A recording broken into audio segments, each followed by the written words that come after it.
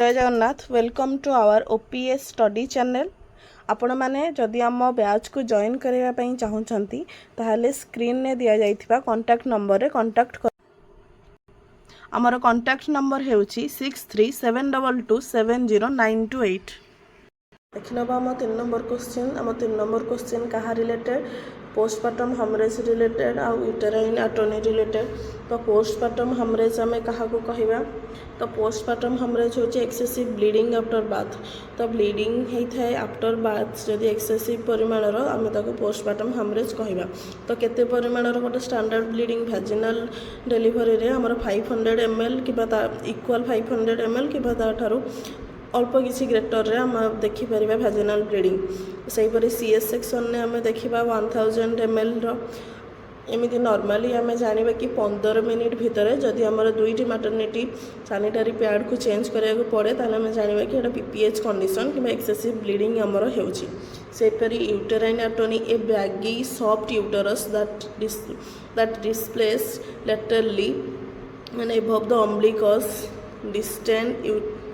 तो जिते बड़े आम देखा बैगी आउ सॉफ्ट यूटरस। तो बैगी आउ सॉफ्ट यूटरस केते बड़े होता है जिते बड़े myometrium is falling to contraction and clamp on the open placental blood vessel. तो जिते बड़े आम प्लासेंटा डेलीवरी हो जाए मायोमेट्रियमटा कंट्राक्शन हो पारे ना जहाँफल कि जो प्लासेंटा सेपारेशन टाइम रे जो ब्लड भेसल गुड़ाक टीयर थाए कि जो ब्लड भेसल गुड़ाक पाखे से सेपारेशन होता है से ब्लीडिंग कंटिन्यूअसली होता है कारण यूटरस कंट्राक्शन करें ना। सही समय आम देखा कि यूटेराइन एटोनी तो सही समय बैगी यूटरस आउ सॉफ्ट यूटरस देखा जाई थाए। आम जाना केमी एटा हूँ 4T's अनुसार आम जापर कि आमर पीपीएच स्टैंडर्ड। तो पीपीएच केमी देखा 4T's कौन गोटे हूँ टोन ट्रमा टिश्यू आउ थ्रोम्बिन। टोन ने आम कौन देखा यूटेराइन एटोनी ट्रमा देखा टीयर टीयर आमर केउठारे होता है सर्विक्स रे भाजिना रे पेरिनियम रे किंबा यूटेराइन रप्चर फल टिश्यू रिटेन्ड प्लासेंटाल टिश्यू जिते बड़े प्लासेंटा डेलीवरी होता है किसी प्लासेंटाल टिश्यू जदि रही जाए यूटरस भितर।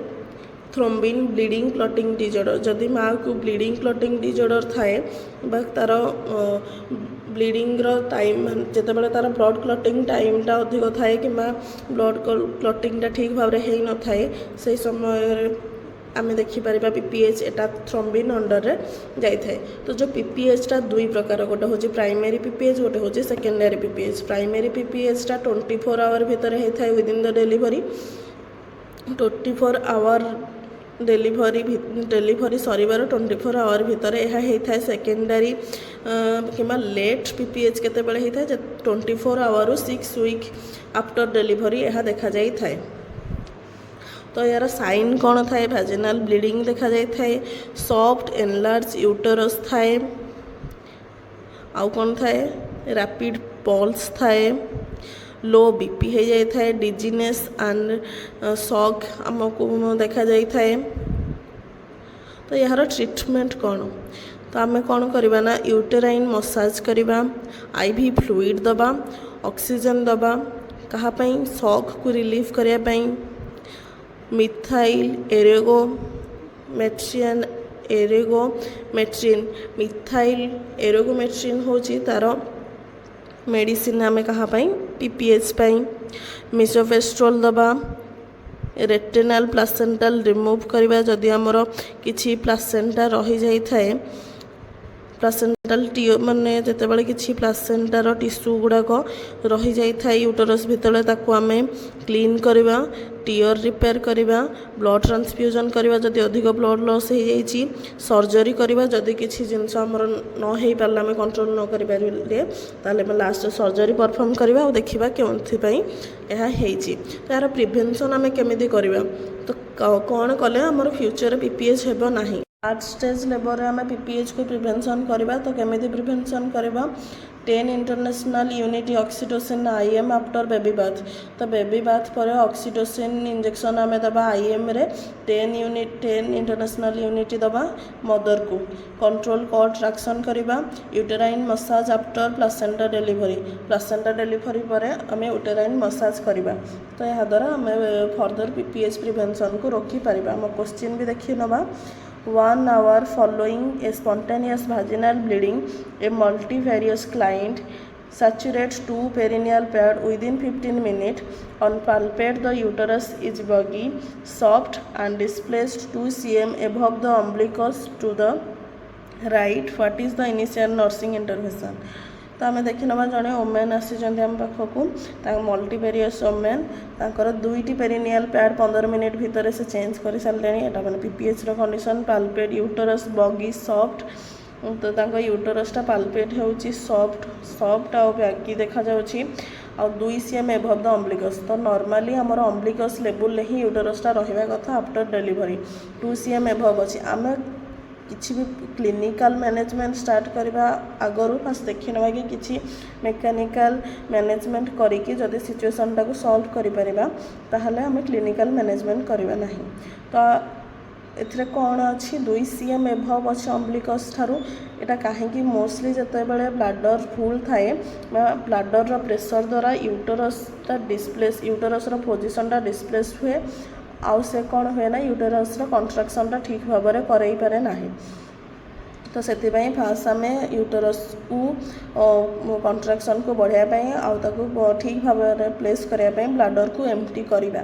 तो एम्प्टी करने पर जदि आम देखा 1 cm कि अम्बिलिकस लेवल पाखक पड़े आसला ताहले आम किसी क्लिनिकल मैनेजमेंट स्टार्ट करवा नहीं। जदि फर्दर ब्लीडिंग न हुए तेबे ताहले क्यों ऑप्शनटा हमर ठीक हम ऑप्शन बी हमर correct answer assist the client to empty her urinary bladder immediately. यार एक्सप्लेनेशन भी देखी नबा A fundus that is buggy and displaced laterally indicate a distant urinary bladder mechanically pushing the uterus out of the position and preventing myometrial contraction, assisting the client to void resolve with the mechanical barrier before the uterotonic are used। तो कौन सी यूटेरोटोनिक substance को use करने पूर्व आम मेकानिकाली देखी नबा। देखा हमारा नेक्स्ट क्वेश्चन हाइपरेमेसिस ग्राभिडेरम। तो हाइपरेमेसिस ग्राभिडेरम एंड मेटाबॉलिक इनबैलेंस क्या कहबा। तो हाइपरेमेसिस ग्राभिडेरम आम क्या कहबा जिते बड़े सिवियर इंट्राकेबल वॉमिटिंग ड्यूरिंग प्रेगनेंसी जिते बड़े सिवियर आउ इंट्राकेबल माने बहुत आउ अनकंट्रोल वॉमिटिंग होता है ड्यूरिंग प्रेगनेंसी आम ताको कौन कहबा हाइपरेमेसिस ग्राभिडेरम। से भाई आम मेटाबॉलिक इनबैलेंस जिते बड़े एसिड बेस इनबैलेंस होता है हाइपरेमेसिस ग्राभिडेरम फल HCl लेवलटा लॉस होता है जहाँफल कि स्टोमाक्र एसिड लेवलटा कम हो जाता है hydrogenic causing the blood pH level rise and resulting the metabolic alkalosis. तो जिते बड़े HCl लेवलटा कमी जाता है आउ एसिड लेवलटा कमी जाता है कौटी स्टोमाक भितर सेटा लीडिंग करें मेटाबॉलिक अल्कोहोलिसिस। तो तापर कौन आसला कि जिते बड़े एटा एसिड बेस इनबैलेंस फल आमर कौन हम मेटाबॉलिक इनबैलेंस फल मेटाबॉलिक कि एसिड बेस इनबैलेंस फल आमर सिवियर डिहाइड्रेशन हम vomiting lead to excessive renal excretion of the potassium. तो जिते बड़े अधिक परिमाणर रेनाल एक्सक्रीशन बाहरी थाए सेते बेले कौन होता है ना पोटासियम लेवल कमी जाता है जहाँफल कि हाइपोकालेमिया देखा जाता है। तो जो हाइपर एमेसिस ग्राभिडेरम कारण कौन यहाँ होता है कहीं द स्पाइक ऑफ HCG जिते बड़े HCG परिमाण बढ़ी थाए कि HCG लेवल जिते बड़े बॉडी रे थाए प्रेगनेंसी समय फल आमर हाइपर एमेसिस ग्राभिडेरम देखा जाता है। जिते बड़े एलिवेटेड एस्ट्रोजेन लेवल एस्ट्रोजेनटा बहुत अफेक्ट करें आमर गैस्ट्रोइंटेस्टाइन उपर जहाँफल कि नाउजिया देखा जाता है आउ प्रोजेस्टेरोन लेवल अफेक्ट करें डाइजेस्टिव सिस्टम उपर genetic and GDF 15 hormone GDF-15 हॉर्मोनटा न्याचुराली थाए न्याचुराल हॉर्मोन कहार नाउजिया और वॉमिटिंग में जितेबाला जेनेटिक कारणर GDFI आमर थाए आम बॉडी रे सही समय एटा न्याचुराल कॉज करें nausea and vomiting increasing the placental mass जितेबाला मोलार प्रेगनेंसी होता है कि एक रु अधिक आमर प्रेगनेंसी होता है से समय HCG लेवल प्रोजेस्टेरोन और एस्ट्रोजन लेवल बढ़ी थाए जो जहाँफल कि हाइपरएमेसिस ग्राविडारम आमर देखा जाए थाए। तो आम क्वेश्चन भी देखी नवा a client hospitalised with a severe hyperemesis gravidarum experience the persistent vomiting, excessive weight loss and severe electrolyting imbalance which specific acid base and electrolyting disturbance is the most characteristically associated with this condition। तो এটা कौन हम respiratory acidosis and hyperkalemia, metabolic alcoholism and hypokalemia, metabolic acidosis and hyperkalemia, respiratory alcoholism and hyperkalemia। आम अभी कहले आमर जितेबाला ACL लेवलटा बढ़ी ACL लेवलटा कमी जाए जहाँफल कि कौन होता है ना मेटाबॉलिक अल्कोहोलिसिस होता है तो एसिड बेस इनबालांस फल आमर कौन होता है पोटासियम लेवल कमी जाए जहाँफल कि आमर हाइपोकालेमिया देखा जाए। तो क्यों ऑप्शन आमर ठीक हम आम देखी नवा ऑप्शन बी आमर करेक्ट हम आउ टे देखी नवा आम एक्सप्लेनेशन मध्य hyperemesis gravidarum involve with severe intractable vomiting that deplete the gastric acid and leading the metabolic alcoholic and renal comprehension and volume depletion and additionally cause severe hypokalemia। आम next question AFE amniotic fluid embolism जोटा कि बहुत rare condition थाए a life threatening obstructive emergency थाए जोटा कि mother death even death भी हो पारे केस रे कौन होता है मदर डेथ हो पारे मल्टीपल ऑर्गन फेल्योर हो पारे आउ DIC माने डिसएमिनेटेड इंट्राभास्कुलर कोहागुलेशन होता है ये कौन अमिनोटिक फ्लूइड फिटाल सेल फिटाल हेयर बा फिटाल कौन से भी पार्टिकल मदर ब्लड स्ट्रीम रे एंटर होता है जोटा कि सीवियर इन्फेक्शन करें और रिएक्शन ने कौन होता है रेस्पिरेशन और शॉक होता है रेस्पिरेशन डिस्ट्रेस होता है और शॉक होता है। रिस्क फैक्टर में केमी होता है जितेबाला लेबर डिलीवरी टाइम रे सिजेरियन सेक्शन टाइम रे abruptio placenta PBI uterine rupture trauma आउ कौन होता है यार साइन सिम्पटम कौन shortness of breathing cyanosis low blood pressure prolapse आउ सीजर देखा जाए या ट्रीट केमती करवा ऑक्सीजन सपोर्ट दे पारिबा IV फ्लूइड आउ भाजो प्रेशर दे पारिबा करेक्ट DIC आउ डिलीवरी इमीडिएट करवा। यार क्वेश्चन भी देखी नवा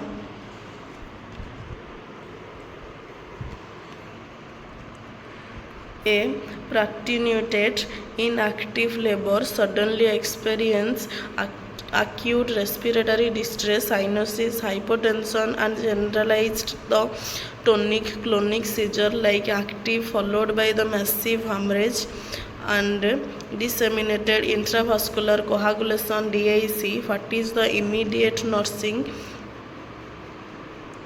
priority? Initiate the immediate maternal cardiopulmonary resuscitation and airway management. Prepare the client for an immediate elective forceps assist vaginal delivery. Administered intravenous oxytocin to augment uterine contraction. Insert the indwelling urine bladder catheter to monitor the specific gravity। यार बहुत life threatening तो fast बहुत important थाए आमर medical जहाँ भी hospital management रे life को बंचेबा तो से फास्ट इमीडिएट कौन करवा ना immediate cardiopulmonary resuscitation and airway management आम करवा। तो आउ टे एक्सप्लेनेशन भी देखी नवा amniotic fluid embolism is an catastrophic obstructive emergency categorized by hypoxia, hypotension and coagulopathy. The primary nursing goal is immediate maternal resuscitation, high flow oxygen airway support and hemodynamic stabilization. तो होगला आम देखने कि आपको कौन कौन करके मैनेज करवा यार रिस्क फैक्टर तो बहुत अच्छी तो देखिए जहाँ भी डिलीवरी टाइम रे ही आम एटा सेमती किसी रिस्क फैक्टर ना जहाँ भी थाए से डिलीवरी टाइम रे कि किसी भी जदि हाई रिस्क कंडीशन थाए एटा हो पारे।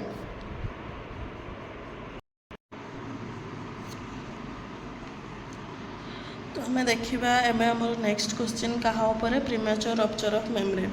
The premature rupture of the amniotic sac before the onset of labor after 37 week of pregnancy आम ताको कौन कहवा ना premature rupture of membrane। सेहीपरि PPROM जितेबाला 37 week pregnancy पूर्वर होता है आम ताको PPROM कहवा। तो PPROM रे आम प्रेगनेंसी कंटिन्यू करि परिबा केमिति एंटीबायोटिक दे परिबा क्रोस्टोस्टेरॉइड।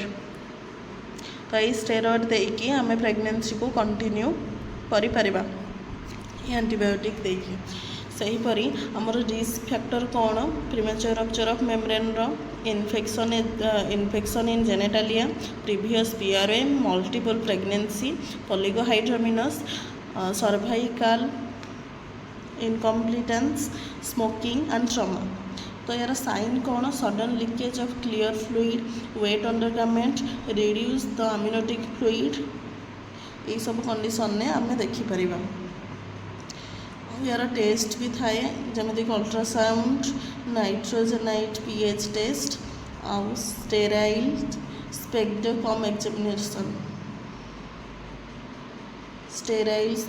Examination sorry. तो सहीपरि आम देखा यहाँ जिते बड़े तार अफेक्ट कौन थाए यह इन्फेक्शन करें मदर आउ बेबी दुजन जाक जमीक प्रीमेच्योर बाथ होता है, कॉर्ड प्रोलैप्स होता है, इन्फेक्शन होता है, फिटल डिस्ट्रेस भी होता है, आउ कौन होता है ना एंड्रोमेट्रियोटाइटिस होता है, कोरियो अम्नियोनाइटाइटिस होता है जोड़ा कि आमर ऑप्शन ए रे अच्छी क्वेश्चन। तो क्वेश्चन भी देखी ना ए primi ग्राभिडा are 34 week of gestation experience a spontaneous rupture of membrane 18 hours prior to hospital admission. She has no uterine contraction, vital sign, maternal temperature is 38.4 degrees Celsius, the fetal heart rate is 175 beats per minute. What is the primary clinical concern? Chorioamnionitis and maternal fetal species, umbilical cord strict from the oligohydramnios, normal latent phase of term labor, progenesis, maternal hypovolemic shock from amniotic fluid loss। देखना मेरा explanation और answer. तो answer भी मुझे कही सारी already क्लोरियोअम्नियोनाइटाइटिस and maternal fetal sepsis, prolonged rupture of the membrane significantly increasing the ascending bacterial infection risk, maternal fever and fetal tachycardia indicate the intrauterine infection requiring the immediate antibiotic therapy and delivery evaluation। तो जिते बड़े आमर premature rupture of membrane होता है से समय आम immediate antibiotic देगी सिजेरियन सेक्शन स्टार्ट करवा। देख नवा नेक्स्ट क्वेश्चन आमर कौन नेक्स्ट क्वेश्चन होचे आमर RH इनकम्पैटिबिलिटी उपरे। तो RH इनकम्पैटिबिलिटी कंडीशन आम केतेबेले कहबा जेतेबेले मैटरनल रो RH मदर रो RH पॉजिटिव और बेबी रो RH नेगेटिव थाए सही समय रे कौन हुए ना fetal red blood cell can cross into the maternal circulation. Mother immune system recognize it is a foreign substance, so produce anti-D antibodies। तो जिते बड़े मदर रो RH नेगेटिव और बेबी रो RH पॉजिटिव थाए सेते बड़े ब्लड जिते बड़े सर्कुलेशन होता है बेबी रो रेड ब्लड सेल जिते बड़े मैटरनल रो ब्लड ब्लड स्ट्रीम सहित मैटरनाल ब्लड स्ट्रीम सहित इंट्रोड्यूस होता है से से कौन भावे ना यहाँ गोटे फॉरेन सब्सटेंस से से एंटीबॉडी को डेभलप करता है जोटा कि एंटी डी तो यार रिस्क फैक्टर केमी होता है जितेबाला RH नेगेटिव होता है मदर जितेबाला बेबी RH पॉजिटिव होता है डिलीवरी टाइम रे ब्लड एंटर ब्लड जितेबाला ब्लड स्ट्रीम एंटर हो जाए बेबी कि मदर भितर मिसी जाए फ्रॉम एंटी डी एंटीबॉडी जितेबाला मदरटा ऑलरेडी एंटी डी एंटीबॉडीटा डेभलप करता है in future RH positive pregnancy these anti D antibodies are cross the placental and destroy the babies तो यही समय कौन होता है ना जिते बेले फ्यूचर रे आमर नेक्स्ट बेबीर प्लान करा जाई थाए सेते जदि बेबीर RH टा पॉजिटिव थाए मदर ऑलरेडी एंटीबॉडी ता अगेंस्ट रे क्रिएट कर सारी तो से बेबी को एक्सेप्ट करबा नहीं और से बेबी को डिस्ट्रॉय करिया पई से तार एंटीबॉडी रो काम करिवो तार इफेक्ट कौन फिटल एनीमिया होता है अनकॉन्शियस बाथ भी होता है एनलार्ज लिवर और स्प्लीन होता है और स्टील बाथ मध्य देखा जाता है तो क्यों टेस्ट द्वारा आम डायरेक्ट और इनडायरेक्ट कम्स टेस्ट द्वारा जाना डायरेक्ट टेस्ट जिते बड़े पिलाटी जन्म होता है से समय और जिते इनडायरेक्ट जिते बड़े से मदर वूम रे थी से समय आम कर तो आम ट्रीट केमी करवा ट्रीट होता आम मॉनिटर करवा जदि मैटरनाल वूम भितर दरकार बेबी एनीमिया हो जाए आम इंट्रायूटेराइन ब्लड ट्रांसफ्यूजन भी करिपरिबा अर्ली डिलीवरी करिपरिबा आउ यही समय हाई चांस थाए आमर जंडिस जितेबाला जन्म हो सार पिला तो से आम जंडिस पूर्वर प्रिपेयर होगी रही तो देखि नवा आम क्वेश्चन को an RH negative priming gravida give to an RH positive newborn the cord blood comes test is negative. What is the standard nursing and medical protocol regarding the RHOD immunoglobulin administration the RHOD immunoglobulin to the newborn within 24 hours of the birth तो जो RHOD एटा baby सहित किसी connection नहीं जो एंटीबॉडीटा आमर develop होता है सेटा मदर होता है से बेबी को कौन से प्रकार एंटीडोट बा किसी भी एडमिनिस्ट्रेशन आम करवा ना खाली जदि बेबी आमर अनकॉन्शियस होता है कि एनीमिक होता है जंडिस होता है जहाँ भी होता है आम ताकू ट्रीट करवा administered RHO immunoglobulin to the mother within 72 hours of delivery withhold the immunoglobulin because the mother is already sensitized during the delivery administered the immunoglobulin only if the mother develop the active hemolytic antibodies तो देखिए यार answer